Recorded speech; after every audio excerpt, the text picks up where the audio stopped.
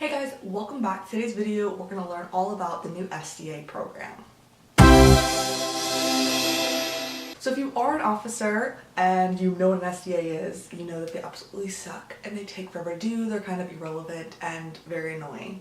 So I really am excited that we have this new program and I think it's really incredible. So some of the major changes are that you need to serve in any support staff position while you are for 8 weeks. So while you're in between your promoting, you need to be serving on any support staff position. So if you're the cadet commander, you also need to serve as the PAO, or if you're a flight commander, you also need to serve as the supply officer. So you just kind of get that extra side, and you can stay as the same thing for multiple cycles, but you do need to have that support staff position. It's now assigned and run through your senior mentor. And this is a change because it used to be done by the leadership officer, but this way I think it's usually done by more like the DCP and whoever's really involved with those cadets, so that you can get better feedback. And then you're working with real world issues and things, so you're going to be doing advocacy reports and resumes and ops plans versus shadowing the transportation officer when we can't drive, we can't fuel vans, we can't do all this other stuff. So it just seems a little more relevant, and I think it's going to help out a lot.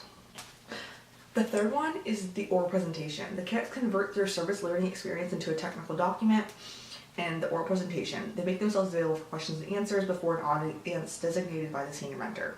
So you take whatever you've written, your resume, your background paper, whatever you're doing, and you turn it into a presentation, which I think is great because you're really mentoring that next generation. If you're working on your resume, then you're going to go over the things that are made in it. And so once they're applying for encampment, they've already had you show them the resume and exactly how it's done. If it's an ops plan, they also learn about the upcoming activity and how it's planned beforehand. If it's an advocacy paper for CAC, they kind of see how CAC works and is developed, and some things that you're really passionate about and some things that they can make a change in the program with. And then there's feedback, and I really love this because I think there's a definite, in a lot of squadrons, a lack of senior involvement, and I think this kind of fills that void. But it's really just a senior member sitting down and going, so I've looked over watched you on your staff position, I've read your paper, I've watched your presentation, and here's how you can improve, here's the things you need to learn. So I really like that. 8 weeks, and there's 8 documents to choose from because there's 8 achievements between your Mitchell and your spots. So it really is not that many, and I think I really like it. So they suggest that you look for the technical document, that you look for past ones that have been made, advocacy reports, ops plans, resumes. You see the sample documents, and I'll link this below, but it has all the sample documents in this nice, well laid out. And then there's a rubric that's very specific for everyone for your grading, so when you're making it, you know exactly what they're looking for. And then they suggest that you read chapter 8 of Learn to Lead to learn how to write. So the 8 documents are resume, background paper, advocacy reports, ops plan, budget, media package, after action review, and your PLP, or personal leadership plan.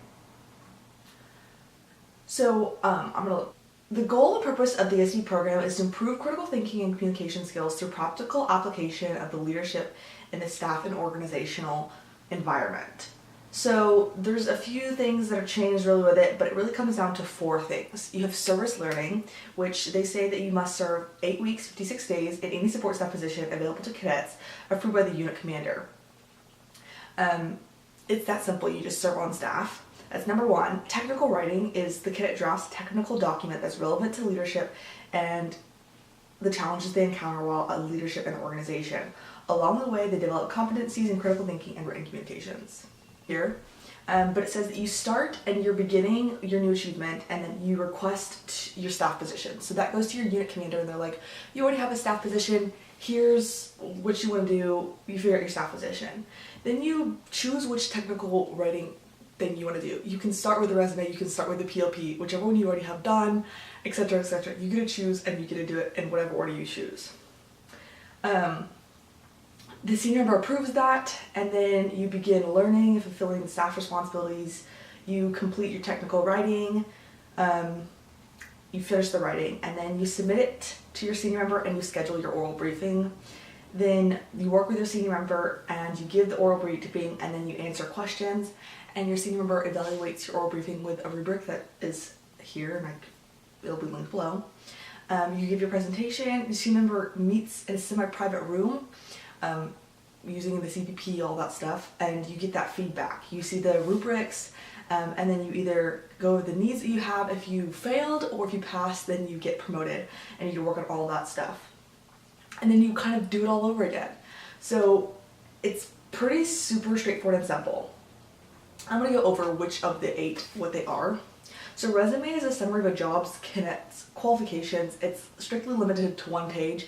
And when you're applying for things like scholarships or for NCSAs, they do require that it's also limited to 1 page, although a lot of activities don't require that. It's just a specific thing for SCAs, it's 1 page. A background paper is a document that attempts to inform the reader of important facts relating to an issue and to place those facts in context. A page to a page and a half, 350 to 500 words. An advocacy paper is a document that attempts to persuade decision makers and other stakeholders to support a policy or change new ideas. About 2 pages, 500 700 words. And these are done frequently in CAC, so it's a great way for people to see what you're passionate about and how things can be run through CAC, especially when you're giving that oral presentation. Ops plan. An ops plan is an in-depth outline explaining how a cadet activity or project will run. 3 to 4 pages, 1,000 to 1,300 words, and that's pretty standard and typical. A budget is a document typically in spreadsheet format, and it defines the sources of revenue supporting a project and how those funds are allocated in support of the project's various operational and support needs. Ops costs directly relate to the project's main purpose. 5 lines must be scalable, accounting for 2 possible scenarios of variable costs. So that could be for an event you're doing, it could go along with your ops plan, and I think it's something we'll actually use at some point or another. A media package is a collection of products prepared for external media, newspaper, TV, or an in-house platform like a web page, a newsletter, Facebook, things like that. It should include a short 2-sentence thing that can be used on social media or Facebook or Twitter, and bring the main story to another platform like a news page, website, something like that. And I think this is great because a lot of squadrons are lacking on the PIO front. So I think this will actually get people forced to go out and write a newspaper article, send it in, and then you got publicity for your squadron or whatever event or something you're doing. The after action report or review is a comprehensive analysis of a project made shortly after its conclusion. So if you went to an encampment, a leadership activity, a color guard academy, things like that, it could be 2 pages, single space, 507 words, and you'd be talking about a lot of things. And it's great to, once they write that, to have them give it to the project officer, and there's a lot of feedback in that. And then a POP, personal leadership plan, or POP, personal leadership philosophy, is a roadmap a cadet uses to develop his or her own leadership skills, and just plans out what are your ideals, what are your values. And I've written one, and they do it at COS, a lot of RCLS programs, and I think it's really cool. So I'll put some over here, but you can see that there's, this document's 30 pages practically. So then there's feedback, then you make revisions, and the record keeping is very straightforward, and there's grading rubrics for all of them, and that's something I really like because it's very straightforward and there's not a lot of room for confusion, and since cadets can see the rubrics beforehand, you know exactly what you're writing while you're writing it.